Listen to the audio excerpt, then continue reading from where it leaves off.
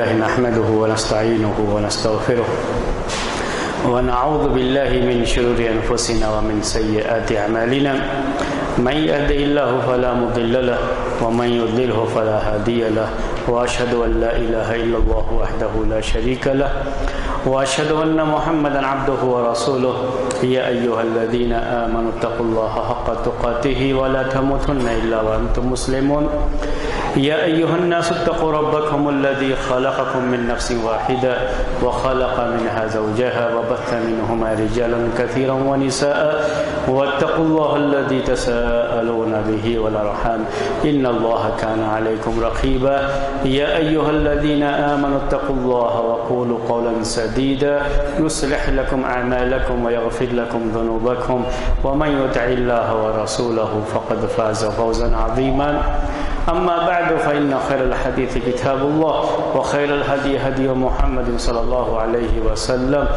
وشر الأمور محدثاتها وكل محدثة بدعة وكل بدعة ضلالة وكل ضلالة في النار۔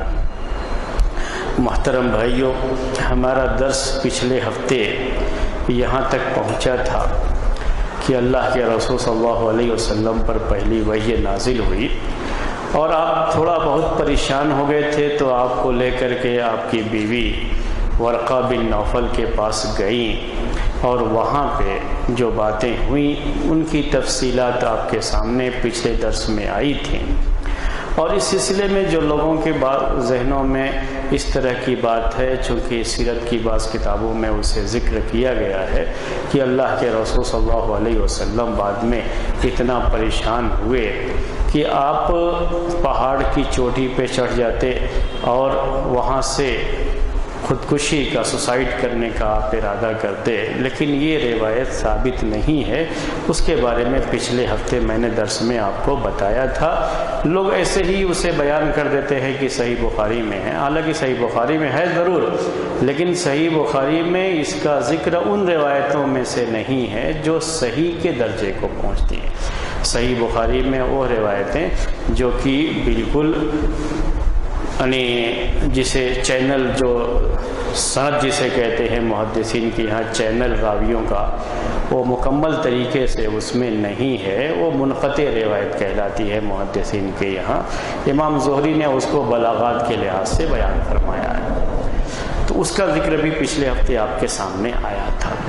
پہلی وحی کے بعد اللہ کے رسول صلی اللہ علیہ وسلم پر دوسری وحی کب نازل ہوئی، آج آپ کے سامنے وہی ذکر آئے گا۔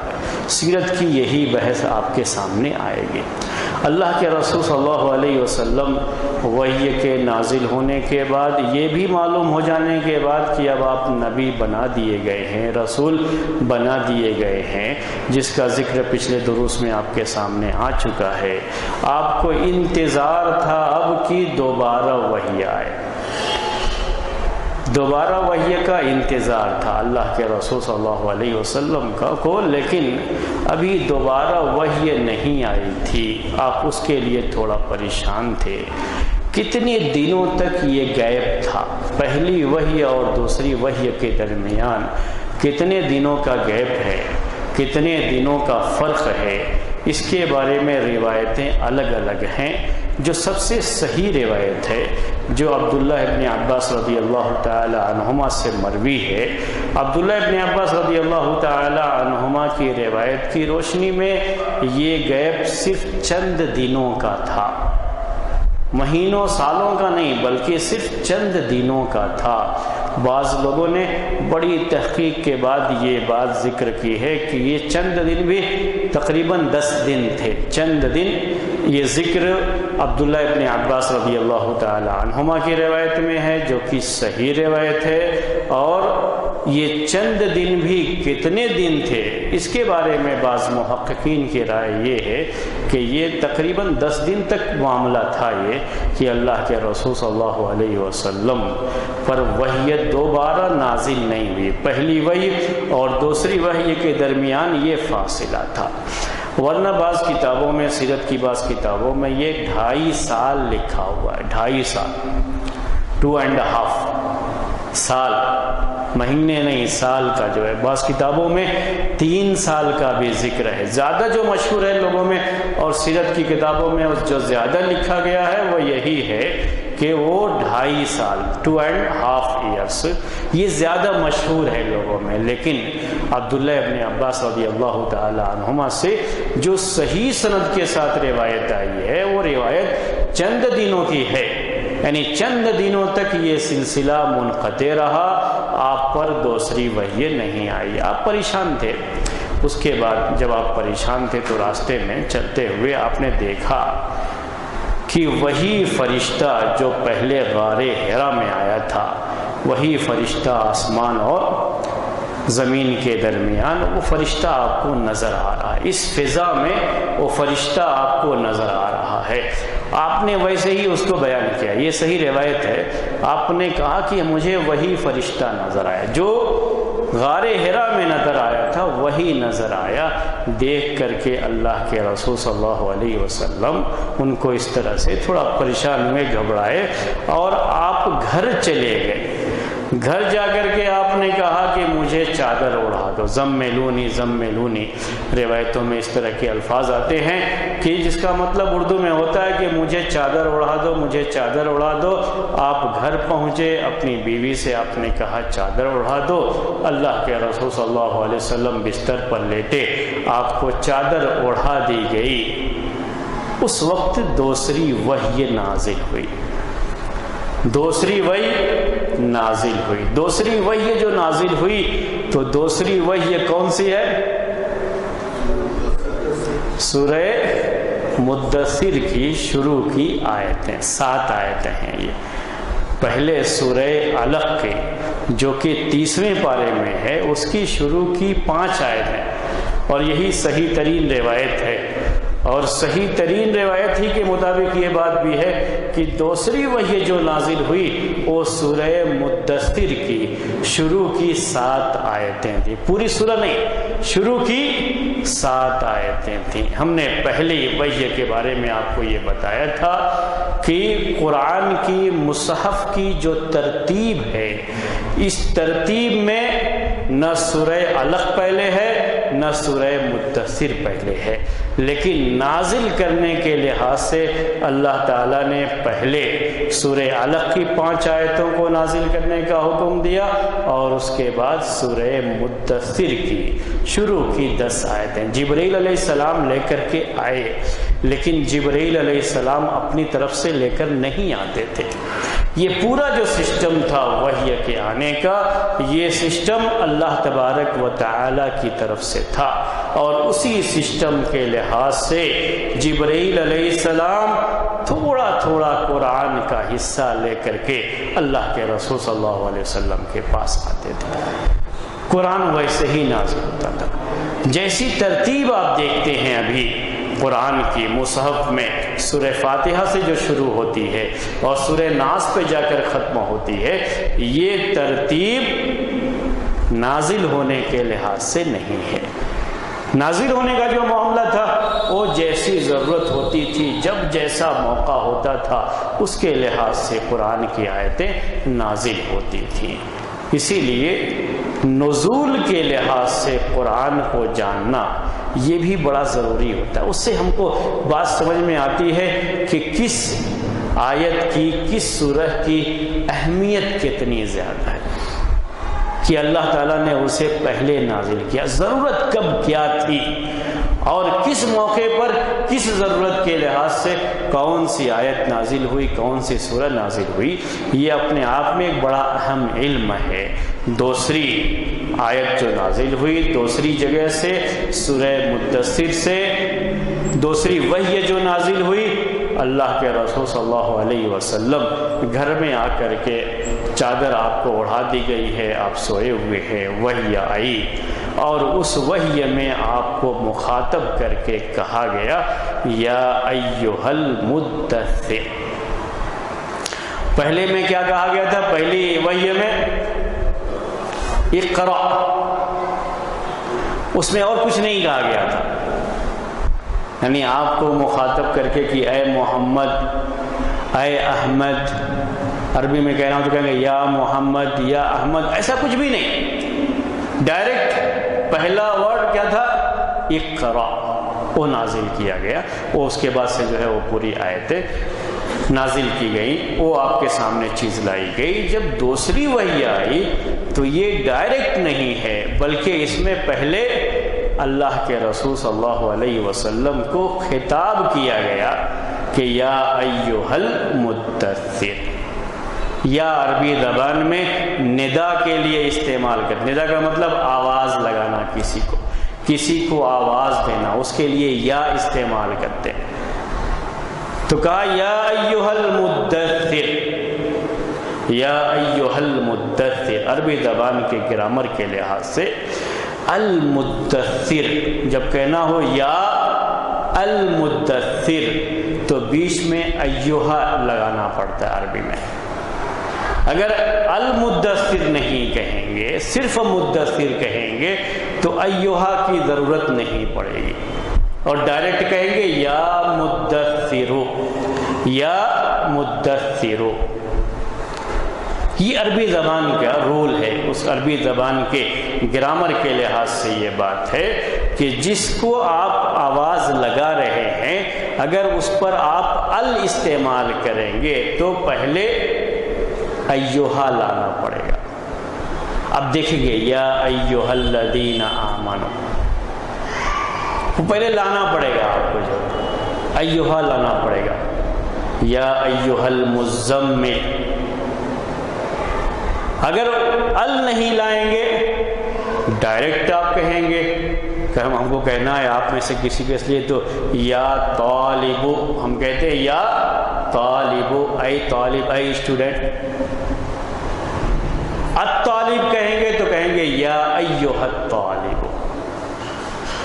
یہ عربی زبان کے گرامر کے لحاظ سے۔ تو اللہ کے رسول صلی اللہ علیہ وسلم کو مخاطب کر کے جب کہا گیا تو صرف یا مدثر نہیں کہا گیا، بلکہ کہا گیا یا ایھا المدثر، یعنی مدثر پر ال بھی استعمال کیا گیا، یا ایھا المدثر۔ مدثر کہتے ہیں چادر لپیٹنے والے کو، مزمل کا معنی بھی وہی ہوتا ہے اور مدثر کا معنی بھی۔ یہ دثار عربی میں لفظ استعمال کیا جاتا ہے، شعار اور دثار یہ کپڑے کے لیے۔ اوپر سے چادر اوڑھے ہوئے ہیں تو کہا گیا یا ایھا المدثر، اے چادر لپیٹ کر سونے والے۔ اللہ کے رسول صلی اللہ علیہ وسلم اسی کیفیت میں تھے اس وقت جب دوسری وحی نازل ہوئی تھی۔ آپ کی کیفیت وہی تھی کہ میں نے آپ سے کہا کہ راستے میں دیکھ کر کے گھر واپس آئے گھبرا کر کے اور کہا مجھے چادر اڑا دو، آپ کو چادر اڑا دی گئی، اور اسی میں جب آپ چادر اوڑھے ہوئے تھے اسی کیفیت میں یہ دوسری وحی نازل ہوئی اور کہا گیا آپ کو یا ایھا المدثر، اے چادر اوڑھ کر سونے والے۔ اللہ کے رسول صلی اللہ علیہ وسلم کو یہ کہا گیا اور آپ اسی کیفیت میں تھے اس وقت، چادر اوڑھے ہوئے تھے، اے چادر اوڑھنے والے۔ قم فانذر، اٹھو لوگوں کو ڈراؤ۔ قم فانذر، یہ دوسری وحی ہے، پہلی وحی اور دوسری وحی ہے، دونوں کو دیکھیں آپ اگر تو پہلی وحی کو بھی پڑھیے، کبھی ایسے خود ہی جو ہے بیٹھ کر کے پڑھیے اور دیکھیے پہلی وحی اور دوسری وحی۔ پہلی وحی میں انداز کیا تھا اقرأ بسم ربک الذی خلق، خلق الانسان من علق۔ دوسری وحی میں کیا ہے یا ایھا المدثر قم فانذر، قم فانذر۔ ان آیتوں میں دیکھیں گے یہ آیتیں بالکل چھوٹی چھوٹی آیتیں، چھوٹی چھوٹی، اور عجیب طرح سے جب یہ آیتیں پڑھیں گے زبان سے آپ تو عجیب طرح کی اس میں نغمگی پائی جاتی، ایک وزن ہے عربی زبان کے لحاظ سے، اسی وزن کے ساتھ یہ آیتیں ہیں۔ قم فانذر، کھڑے ہو جائیے۔ قم کا معنی کھڑے ہو جائیے، قم فانذر، کھڑے ہو جائیے اور لوگوں کو ڈرائیے۔ چھوٹے چھوٹے سینٹنس ہیں یہ عربی کے، چھوٹے چھوٹے جملے ہیں یہ۔ قم یہ خود بھی اپنے آپ میں ایک سینٹنس ہے عربی کا، فانذر یہ بھی سینٹنس ہے، الگ الگ سینٹنس ہے یہ، لیکن کتنی چھوٹے چھوٹے سینٹنس ہیں عربی کے۔ قم فانذر، میں اتنی زور سے قم کہہ رہا تھا تو مجھے یہ تھا کہ ایسا نہ کہ آپ میں سے کوئی کھڑا ہو جائے، کیوں مجھے کھڑا کر رہے ہیں جو کہا قم فانذر، کھڑے ہو جاؤ اور لوگوں کو ڈراؤ۔ اللہ کے رسول صلی اللہ علیہ وسلم کو یہ دوسرا حکم ہے۔ دونوں وحی میں، پہلی وحی میں جو پہلا ورڈ تھا یا پہلا سینٹنس تھا، عربک زبان کے لحاظ سے، عربک لینگویج کے لحاظ سے اسے امر کا صیغہ کہتے ہیں۔ اقرا صیغہ کون سا ہے؟ امر کا، جس میں آرڈر ہوتا ہے، کسی چیز کا حکم ہوتا ہے، یہ امر کہلاتا ہے۔ تو اس میں بھی آرڈر تھا آپ کو کہ پڑھیے، اقرا کے معنی تھا پڑھیے، آپ کو حکم دیا گیا تھا۔ دوسری وحی میں بھی آپ کو ایسے ہی وحی آئی ہے، لیکن حکم دینے سے پہلے آپ کو مخاطب کیا گیا، آپ کو آواز دی گئی اور کہا گیا یا ایھا المدثر، یہاں تو آپ کو مخاطب کیا گیا ہے، پہلے آپ کو آواز لگائی گئی، اس کے بعد حکم ہی دیا گیا۔ پہلا حکم تھا قم، دوسرا ہے فانذر، قم فانذر، اٹھیے لوگوں کو ڈرائیے۔ دو حکم ہیں یہ اور دو الگ الگ سینٹنس ہیں۔ یہ جو وحی ہے اس کی بڑی اہمیت، جیسے اقرا کی اہمیت میں نے بتائی تھی آپ کو اس وحی میں، ویسے یہاں پر اس کی بڑی اہمیت ہے۔ یہ جو معاملہ ہے، وحی کا جو معاملہ ہے، یہ وحی آپ جانتے ہیں جب اللہ کے رسول صلی اللہ علیہ وسلم پر وحی نازل ہوتی تھی تو یہ آپ کے لیے بڑی مشکل گھڑی ہوتی تھی، بڑا بوجھ ہوتا تھا اس کا، یہاں تک کہ سخت سردی کے موسم میں بھی آپ کی پیشانی پر پسینہ آ جاتا تھا۔ ایک مرتبہ زید بن ثابت رضی اللہ تعالی عنہ کی ران پر آپ کی ران تھی اور اس موقع پر وحی آ گئی تو کہتے تھے کہ آپ کا اتنا وزن ہو گیا تھا کہ مجھے یہ لگ رہا تھا کہ میرا یہ پیر ٹوٹ جائے گا بالکل۔ اللہ کے رسول صلی اللہ علیہ وسلم کو اس وقت تھوڑی پریشانی ہوتی تھی، خاص طریقے سے وہ وحی کی وہ قسم جس میں وحی گھنٹی کی شکل میں آتی تھی، مسلسل جو ہے گھنٹی کی شکل میں آتی تھی۔ یہ وحی نازل ہو رہی ہے اور کہا جا رہا ہے قم فانذر، اٹھیے کھڑے ہو جائیے اور لوگوں کو ڈرائیے۔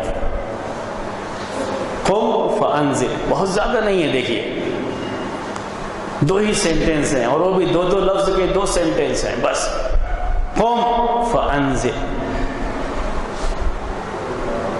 جس امت کو یہ تعلیم اللہ کے رسول صلی اللہ علیہ وسلم سے یہ کہا گیا ہے، اور ظاہر سی بات ہے جو آپ کو حکم ہے پھر آپ کے بعد آپ کی امت کو بھی وہ حکم ہوتا ہے۔ آپ کو کہا گیا قوم کھڑے ہو جائیے، لیکن آپ تو کھڑے ہو گئے، آپ کی امت سوتی رہی۔ ایک وقت تھا کہ یہ امت جاگتی رہی تو بہت آگے بڑھی۔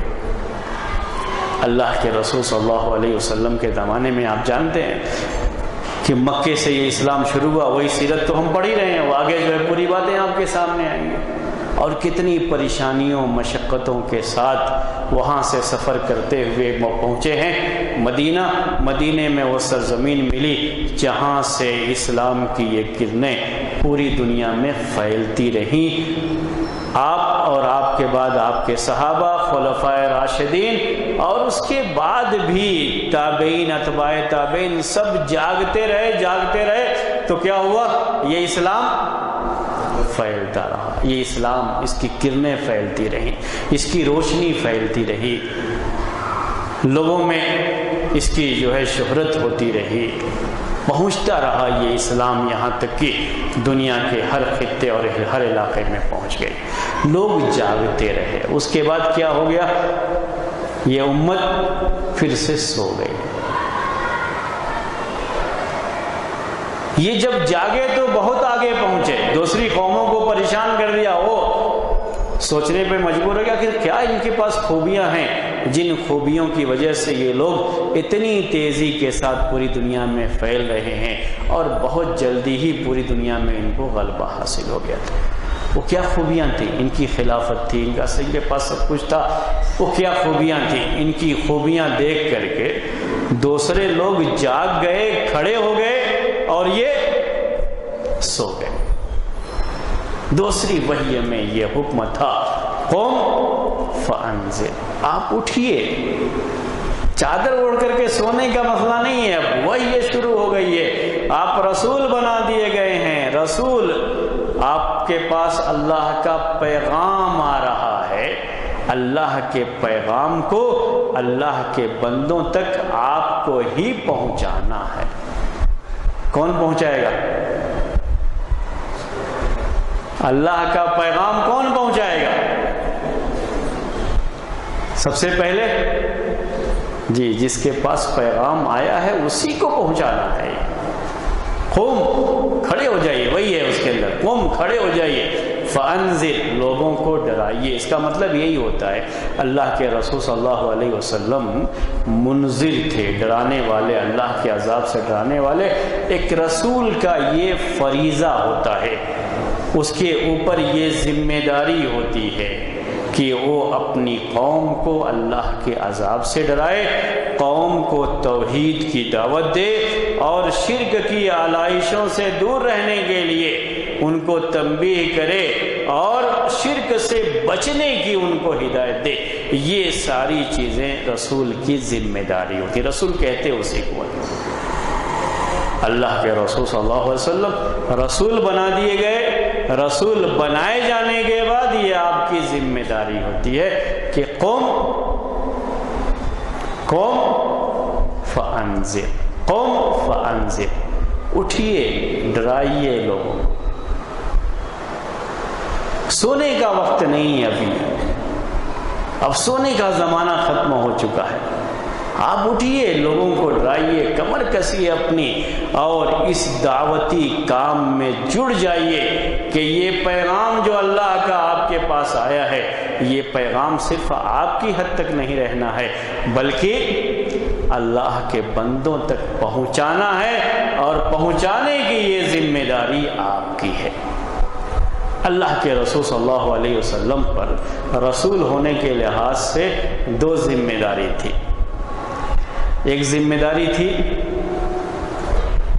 جی رسول ہونے کے لحاظ سے، ذمہ داریاں بہت ہیں لیکن اہم جو اس میں رسول ہونے کے لحاظ سے آپ کی ایک ذمہ داری یہ تھی کہ اللہ کا پیغام، اللہ کا پیغام، اللہ کا پیغام، اللہ کا پیغام حاصل کرنا پہلی ذمہ داری ہے. پیغام حاصل کرنا، وہ پیغام آپ کے پاس آئے گا، رسول ہیں، اس پیغام کو حاصل کرنا. یہ اللہ کے رسول صلی اللہ علیہ وسلم کا مطلب رسول ہونے کی لازم. اسی لیے میں نے آپ سے یہ کہا کہ رسول ہونے کی حیثیت سے آپ پر اللہ کا پیغام آئے گا. وہی رسالت، جسے رسالت کہتے ہیں، میسج کہتے ہیں، یہ میسج اللہ تبارک و تعالیٰ کی طرف سے آپ کے پاس آئے گا، اس میسج کو حاصل کرنا ہے. یہ پہلی ذمہ داری رسول ہونے کے لحاظ سے.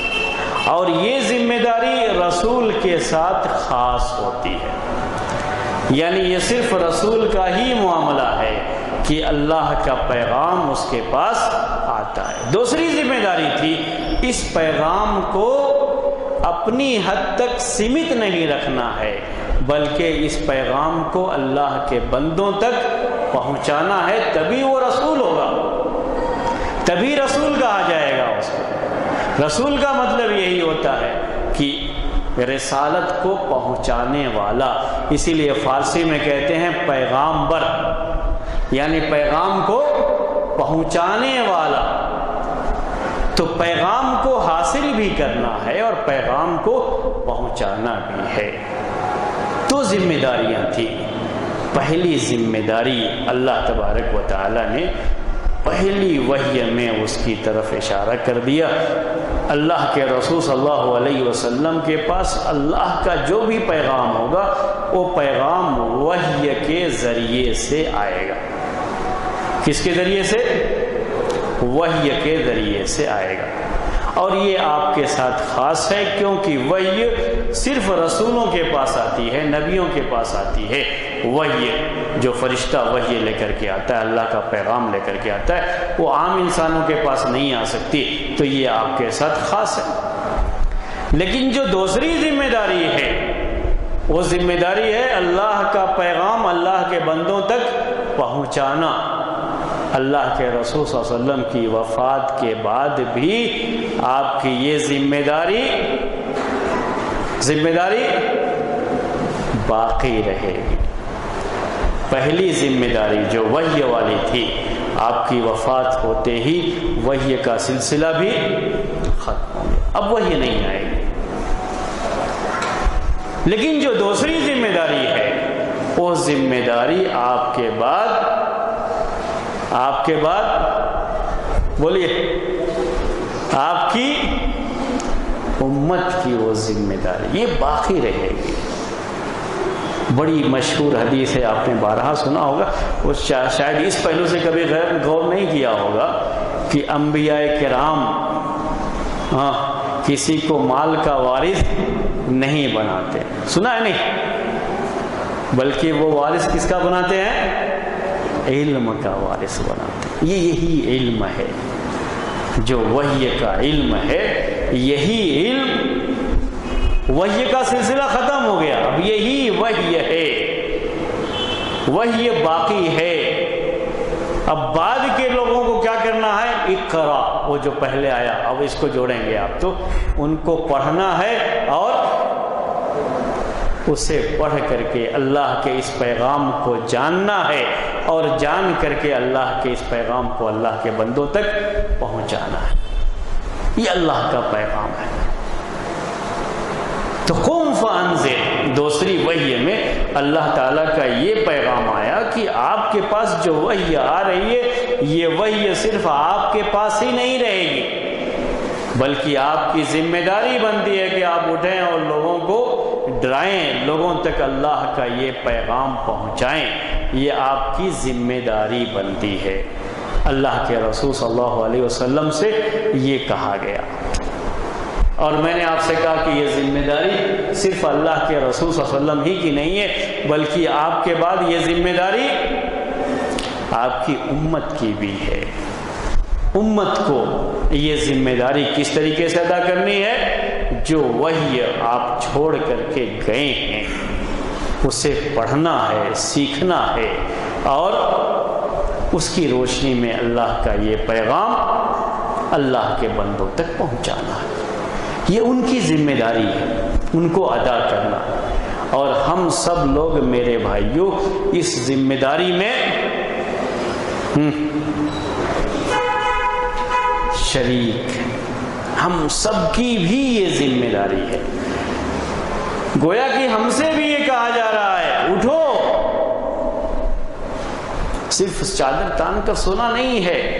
ایک امت مسلمہ، اللہ کے رسول صلی اللہ علیہ وسلم کی امت کا مطلب یہ نہیں ہے کہ بس سو گئے، کھایا پیا سو گئے، اور قومیں بھی دنیا میں ہیں اور لوگ بھی دنیا میں رہتے ہیں جن کی زندگی میں یہی چیز اہم ہوتی ہے کہ کتنا کمایا، کتنا کھایا، کتنا آرام کیا، اس کے بعد دنیا سے چلے گئے۔ ہماری ایک مسلمان کی زندگی کا مقصد یہ نہیں ہوتا، مطلب صرف یہ نہیں ہوتا، اس کی زندگی میں اس کی بڑی اہمیت ہے کہ اللہ کی طرف سے آنے والی وحی کا یہ علم کتنا پڑھا، کتنا حاصل کیا، اور کتنا اللہ کے بندوں تک پہنچایا ہے۔ قم فانذر، اٹھو ڈراؤ لوگوں. یہ دوسری وحی تھی. دوسری وحی کا یہ پیغام ہے جو بڑی اہم چیز ہے سیرت کے ان دروس کے تعلق سے، جو ہمیشہ ہمارے سامنے رہنا چاہیے. اس دعوتی مشن کے لیے، دعوتی کام کے لیے، لوگوں تک اللہ کا دین پہنچانے کے لیے، اللہ کا پیغام پہنچانے کے لیے شروع میں آپ کو کوئی خاص ہدایات جو بہت لمبی چوڑی ہوں وہ بھی نہیں دی گئی. بس کچھ ہدایات ہیں جو انہی آیتوں کے اندر موجود ہیں. وہ 7 آیتیں ہیں، اور قم فانذر کے بعد جو آیتیں ہیں، میں چھوٹی چھوٹی آیتیں وہ آیتیں پڑھتا ہوں آپ کو. دیکھیے جو ایک داعی کے لیے، اللہ کے دین کی دعوت دینے والے کے لیے سمجھیے کہ توشے راہ بھی ہے، راستے کا توشہ بھی ہے، وہ بڑی اہم چیز ہے. فرمایا وَلِرَبِّكَ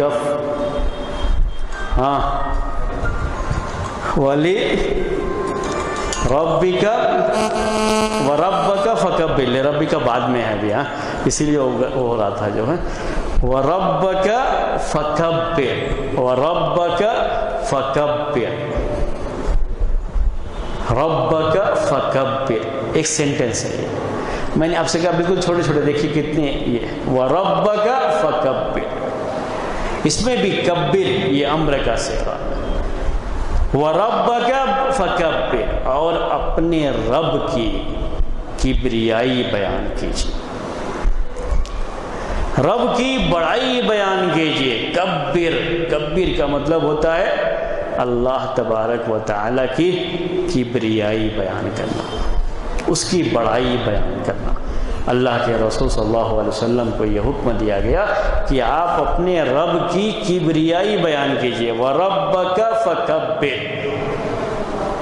یہ حکم اس دعوتی سفر کا یہ حکم ہے کہ آپ اپنے رب کی کبریائی بیان کیجئے.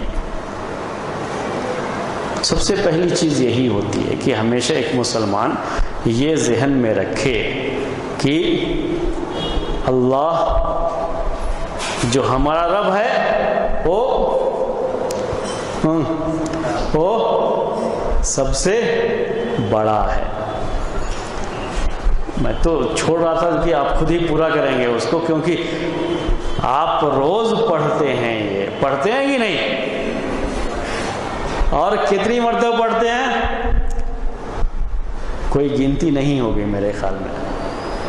اللہ اکبر، اللہ اکبر، اللہ اکبر، نہ جانے کتنی مرتبہ زبان سے نکلتا ہوگا. یہ ویسے اذان میں ہم سنتے ہیں تو اذان کا جواب دیتے ہیں تو پڑھتے ہیں کہ نہیں پڑھتے؟ پڑھتے ہیں. نماز کے لیے جب کھڑے ہوتے ہیں تو ہماری نماز کی شروعات یہیں سے ہوتی ہے، اللہ اکبر، اللہ اکبر.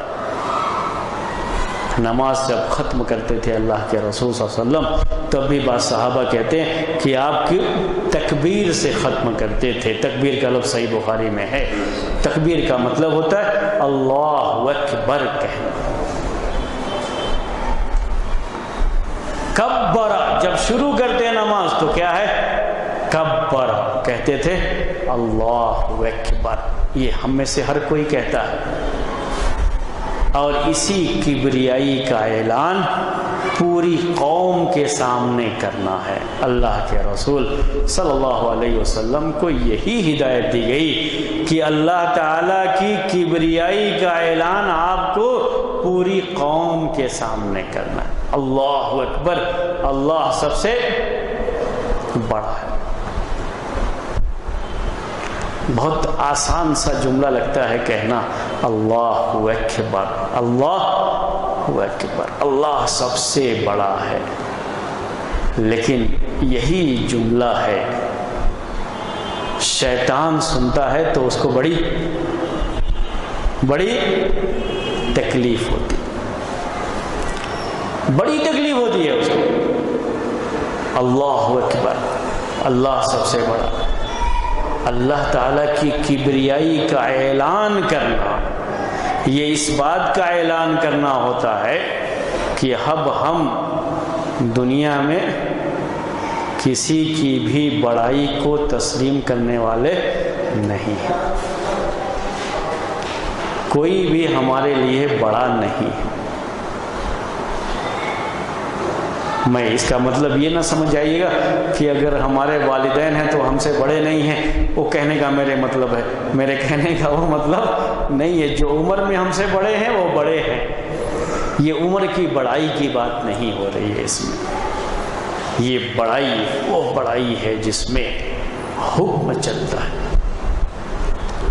اللہ کا حکم، اللہ کا نظام، اور ایک اللہ کی عبادت. ایک اللہ کی عبادت بہت بڑی بات ہوتی ہے. اللہ اکبر. اگر ہم بیٹھ کر کے سوچیں گے کہ ہم اپنی زبان سے بار بار یہ بات کہتے رہتے ہیں، اور ہماری زندگی میں کتنے ایسے مواقع آتے ہیں کہ جہاں ہم زبان سے کہنے کے باوجود، اللہ اکبر کہنے کے باوجود، دوسرے لوگوں کی کبریائی کو مان لیتے ہیں. اللہ سب سے بڑا ہے مطلب کیا ہے؟ ہمارے دل میں خوف کس کا ہونا چاہیے؟ صرف اس کے ہی عذاب کا خوف ہونا چاہیے. اور ہمارا یہ دل اللہ کے خوف کے علاوہ کسی اور چیز کا خوف ہمارے دل میں نہیں آنا چاہیے. ایک ہوتا ہے فطری طور پر، یعنی انسانی فطرت ہے کہ شیر کو دیکھے گا تو ڈر، سانپ دیکھے گا، وہ ایک انسانی فطرت ہے، اس کو چھوڑ دیجئے، اس کی بات نہیں کر رہا. یہ اس خوف کی بات کر رہے ہیں جس خوف میں انسان کو اپنے نفع اور نقصان، اپنا نفع اور نقصان نظر آتا رہتا ہے. یہ خوف صرف اللہ تعالیٰ. کیوں؟ اس لیے کہ سب سے بڑا وہی ہے. جب سب سے بڑا وہی ہے تو خوف تو اسی کا ہونا چاہیے. آپ جس جگہ پہ کام کرتے ہیں، اگر آپ میں سے جو لوگ کام کرتے ہیں ان کی بات، جو کسی بھی آفس میں کام کرتے ہوں، کہیں بھی سروس کرتے ہوں، تو سروس کرتے ہوئے کچھ لوگ ایسے ہوتے ہیں جو آپ کے ساتھی ہوتے ہیں، کام کے ساتھی ہوتے ہیں، اور کچھ لوگ ایسے ہوتے ہیں جو آپ کے سپروائزر، آپ سے اوپر ہو سکتے ہیں. آپ کے ساتھی کے مقابلے میں جو آپ کے ہی جیسے ہیں، آپ کے برابر ہیں، اور سپروائزر جو آپ سے بڑا ہے، سپروائزر کا تھوڑا بہت ڈر رہتا ہے آپ کو. ہاں بولیے، مطلب تھوڑا بہت خوش کرنا چاہتے ہیں اس کو، بہت زیادہ نہیں تو تھوڑا بہت اس کو خوش کرنا چاہتے ہیں. ایسا کچھ نہیں کرنا چاہتے ہیں جس سے وہ ناراض ہو جائے. یہ چھوٹی سی مثال ہے. ایسا کیوں ہے؟ وہ آپ کے دل میں یہ ہے کہ وہاں کام کے لحاظ سے وہ کیا ہے؟ بڑا ہے. اب سوچو، اللہ سب سے بڑا ہے. کیا ایسا ہو سکتا ہے کہ کمپنی کا جو مالک ہے، یہ بھی مثال سے دے رہا ہوں میں آپ کو، کمپنی کا جو مالک ہے، اس مالک کو ناراض کر کے اپنے سپروائزر کو آپ خوش کریں گے تو کام چل جائے گا آپ کا؟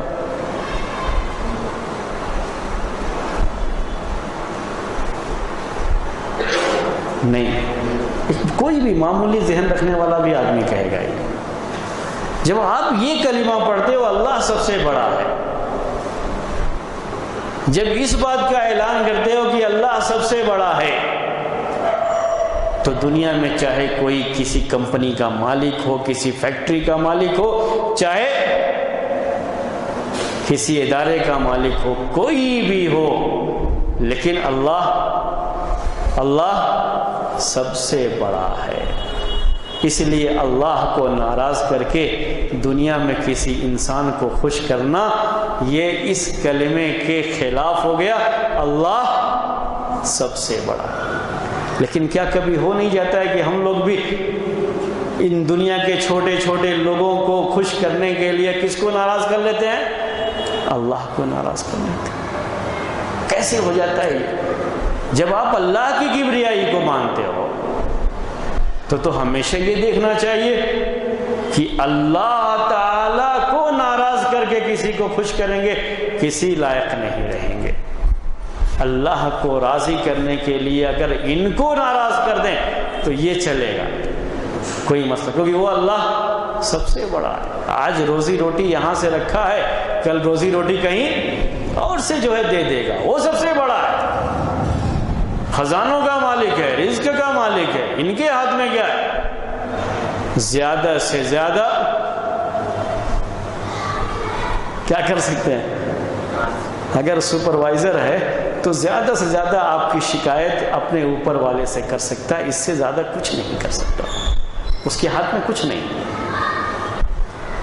اگر وہ مالک ہے تو زیادہ سے زیادہ آپ کو وہاں سے نکال سکتا ہے، وہ بھی اتنا مجبور مالک ہے قانون کے لحاظ سے کہ بغیر کسی وارننگ کے وہ ڈائریکٹ نکال بھی نہیں سکتا، اتنا جو ہے مجبور۔ اب ایسے لوگوں کا خوف وہ دل میں پال کر کے اللہ تعالیٰ کو کوئی ناراض کر دے تو پھر وہ کلمہ اللہ اکبر اپنے رب کی کبریائی بیان کرو، یہ صرف زبان سے کہنا یہ مطلب نہیں ہے میرے بھائی، اس کو عمل میں آنا ہے، یہی کبریائی ہے۔ یہی چیز جب مکے کے لوگوں سے کہی گئی کہ وہ اس بات کا اقرار کر لیں لا الہ الا اللہ، وہ بعد میں آگے چل کر کے سیرت کے اس درس میں بات وہ بھی آپ کے سامنے آئے گی، تو انہوں نے نہیں اقرار کیا اس کا، وہ سمجھتے تھے اس چیز کو، اللہ اکبر کہیں گے، سمجھتے تھے اللہ سب سے بڑا ہے۔ اب اللہ تعالیٰ کی کبریائی کے سامنے کوئی بھی چیز ہمارے لیے کچھ بھی معنی نہیں رکھتی ہے۔ اگر کسی چیز کی بڑائی کو تصور کرنے کا حکم اللہ نے دیا ہے اور اس کا لحاظ کرنے کا حکم اللہ نے دیا ہے تو ہم اس کا خیال کریں گے۔ والدین کا خیال کرنے کے لیے کس نے کہا؟ اللہ تعالیٰ نے کہا۔ تو والدین کو اگر ہم خوش کر رہے ہیں تو کس کو خوش کر رہے ہیں؟ اللہ کو خوش کر رہے ہیں۔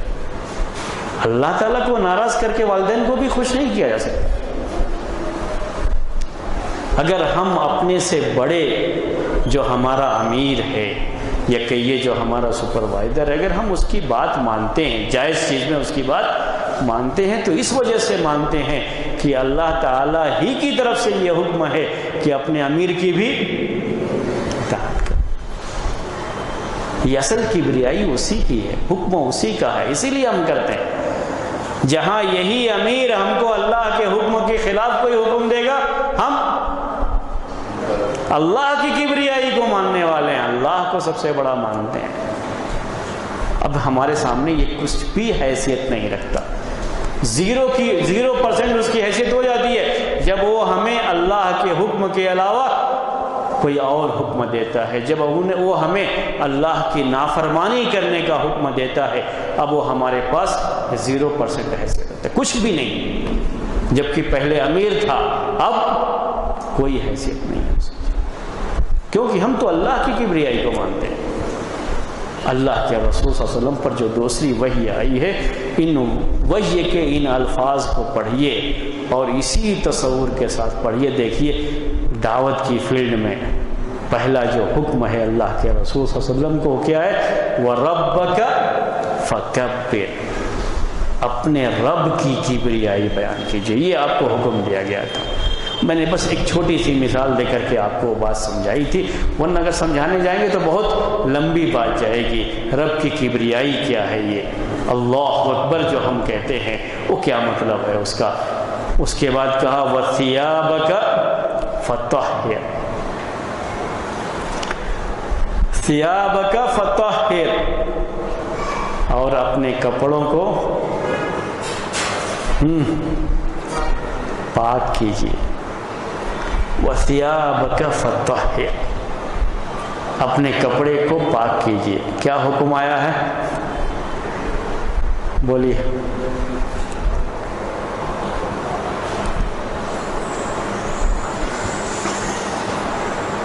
کپڑے کو پاک کیجیے۔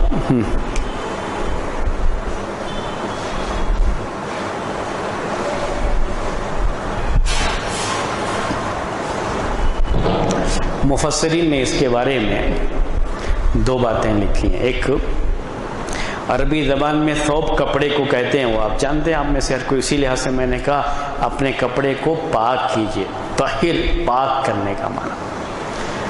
اور ایک دوسرا معنی ہے اس کے اندر، کہتے ہیں ثوب کا معنی لفظ یہ عربی میں دل کے لیے بھی استعمال کیا جاتا ہے. تو وَثِيَابَكَ فَطَهِّرْ، دل کے لیے کہ اپنے دل کو صاف کیجیے. دونوں حکم اپنی جگہ پر صحیح ہے.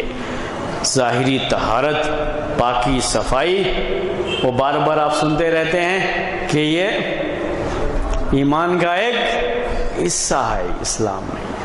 اللہ کے رسول صلی اللہ علیہ وسلم کو دوسری وحی میں اس کا حکم دیا گیا، اس طہارت کا حکم دیا گیا. یہ ظاہری طہارت بھی ہے، کپڑے کی یہ طہارت. کپڑے کی طہارت میں جسم کی طہارت خود بخود آ جاتی ہے. جسم کی طہارت جو ہے، کپڑے کی طہارت، جسم کی طہارت. اور ساتھ میں اب اگر ہم دل کا معنی کرتے ہیں تو دل کو بھی پاک صاف رکھیے. دل میں کیا گندگی آ جاتی ہے؟ کپڑے کی صفائی کا تو میں نے اس لیے نہیں کہا کہ ڈٹرجنٹ پاؤڈر جو ہوتے ہیں اس کے بہت سارے جو ایڈ آتے رہتے ہیں، آپ نے دیکھے ہوں گے، تو وہ مسئلہ نہیں ہے اس کے لیے. لیکن دل کی صفائی، دل میں کیا ہے؟ دل میں ایسی کیا چیزیں آ جاتی ہیں کہ اس کی صفائی چاہیے؟ ہاں، خلاف جو بھی چیز ہے دل میں آتی ہے جو اللہ اکبر کے خلاف ہوتی ہے، جس میں اللہ کی کبریائی کے علاوہ کسی اور کی کبریائی اور اس کا کوئی بھی ادنا سا خیال بھی اگر دل میں ہے تو وہ سب چیز صاف ہو جانی چاہیے. جی، اللہ کی جو بھی توحید ہے وہ ساری چیزیں تو ہیں ہی اس کے اندر، وہ آگے بھی جو ہیں ہدایات اس میں بھی وہ چیز ہے. لیکن اس میں یہ بھی ہے کہ انسان کے دل میں بعض انسانی بیماریاں ہوتی ہیں. کون سی بیماریاں؟ انسانی بیماریاں. میں مسلمان اس کے لحاظ سے نہیں کہہ رہا ہوں، یہ انسانی بیماریاں دنیا میں جب تک ہیں تب تک اس طرح کی چیزیں دلوں میں آتی رہتی ہیں. اور ایک مسلمان کا دل اس سے بہت صاف رہنا چاہیے، اس کے دل میں یہ چیز نہیں آنی چاہیے. اس کے لیے اللہ کے رسول صلی اللہ علیہ وسلم بھی کافی صحابہ کو ہدایات دیتے تھے، اور وہ ہدایت پوری امت کے لیے بھی ہے. کبھی حسد کی بیماری آ جاتی ہے، نفرت کی بیماری آ جاتی ہے، دشمنیاں آ جاتی ہیں، مختلف چیزیں، قدورت، یہ جو انسانوں کی بیماریاں ہیں، آپس میں ایک دوسرے کے خلاف کینہ، حسد اور جیلس جسے آج کل کہہ لیتے ہیں، یہ جو بیماریاں ہیں جو انسان کے دلوں میں آتی ہیں، اپنے آپ کو، اپنے دل کو ان بیماریوں سے بالکل پاک صاف رکھیے. جہاں تک اللہ کے رسول صلی اللہ علیہ وسلم کی بات ہے تو وہ تو بالکل واضح ہے کہ آپ کی ظاہری صفائی بھی تھی، کپڑے کی صفائی بھی، اور ساتھ میں آپ کا دل بھی صاف رہا ہے. لیکن ہم لوگوں کے لیے خاص طریقے سے اس میں ہدایت کی بات ہے کہ ہمارے دل میں حسد اور نفرت، عداوت، دشمنی، جتنی بھی چیزیں اس طرح کی ہیں، ہمارے دل اس سے پاک صاف رہنا چاہیے. ابھی ہمارے ایک بھائی جو ہے درس سے پہلے ایک سوال کر رہے تھے، یہ بات ان کے لیے بھی ہوگی اور دوسروں کے لیے بھی. دوستی اور دشمنی کا معیار اسلام کے بعد بدل جاتا ہے. پھر سے کہوں، جو دوستی اور دشمنی کا معیار لوگوں کے پاس ہوتا ہے، اگر کوئی اسلام میں ہے، اسلام کی دعوت دے رہا ہے، تو اس کے پاس یہ معیار بدل جاتا. ہو سکتا ہے کہ ایک شخص ذاتی طور پر ہم کو کچھ برا بھلا کہہ دیا ہے، اس کی وجہ سے ہمارے دل میں اس کے خلاف کچھ دشمنی آ جائے. یہ ہماری ذاتی دشمنی ہو جاتی ہے، ذاتی دشمنی ہو جاتی ہے. نہیں، ایک داعی کے لیے یہ چیزیں نہیں ہوتی کہ وہ اپنی ذات کے لحاظ سے کسی کو دوست اور کسی کو دشمن بنائے جو دلوں میں اس طرح کی چیزیں پالے نہیں. یہاں تو اب دوستی اور دشمنی کا جو معیار ہے وہ کیا ہے؟ صرف اللہ اکبر سے ہی جڑا ہوا ہے. بس وہ کیا ہے؟ اس کو عربی میں کہتے ہیں الحب فی اللہ والبغض فی اللہ. اگر کسی سے محبت بھی ہے تو وہ بھی کس کے لیے ہے؟ اللہ کے لیے ہے. دشمنی بھی ہے تو وہ بھی کس کے لیے ہے؟ اللہ کے لیے.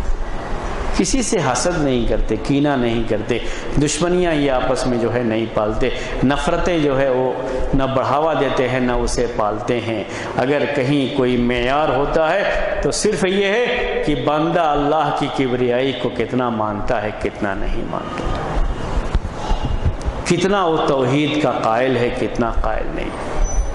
یہ چیز تو دیکھتا ہے، لیکن یہ نہیں کہ اس نے مجھے کچھ برا بھلا کہہ دیا ہے، مجھے کوئی نقصان پہنچا دیا ہے تو یہ عہد کر لے کہ ہمیں دوستی کرنا بھی آتا ہے اور دشمنی نبھانا بھی آتا ہے. نہیں، یہ دوستی دشمنی ذاتی نہیں رہ جاتی ہے ایک مسلمان کی، بلکہ ذاتی طور پر تو کبھی کسی نے تکلیف پہنچایا تو ہمیں کہا گیا کہ غصے کو پی جاؤ اور اسے معاف کر دو. اللہ کے رسول صلی اللہ علیہ وسلم ایسے ہی کرتے تھے. آپ نے وہ سیرت میں باتیں آپ کے سامنے آئیں گی. لیکن مسئلہ جہاں اللہ کی کبریائی کا آتا ہے وہاں جی ہاں یہ معیار باقی رہے گا. اللہ تعالیٰ کو ناراض کرنے والی چیزیں ہیں جو ہیں وہ ہم کو بھی ناراض کریں گے، ہم بھی اس سے ناراض ہوں گے، ہم بھی ان چیزوں سے نفرت کریں گے جن چیزوں سے اللہ نے منع فرمایا، روکا ہے. ان چیزوں کی محبت ہمارے دلوں میں ہوگی جو کرنے کا اللہ تعالیٰ نے حکم دیا ہے. جو اللہ کے نیک بندے ہیں ان نیک بندوں کی محبت بھی ہمارے دلوں میں.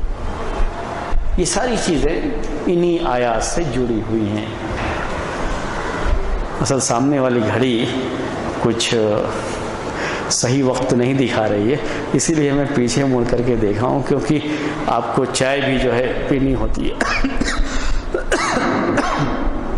اس کے لحاظ سے یہ دوسری وحی کا پیغام تھا جو میں نے آپ کے سامنے پیش کیا ہے.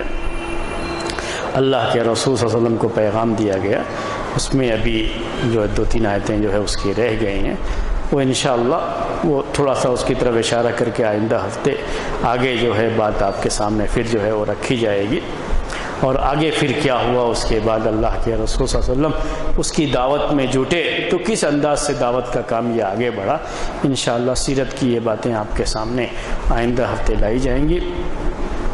آج کا درس ہم اسی پر ختم کرتے ہیں. یہ اب جو سوال ہے وہ سوال کا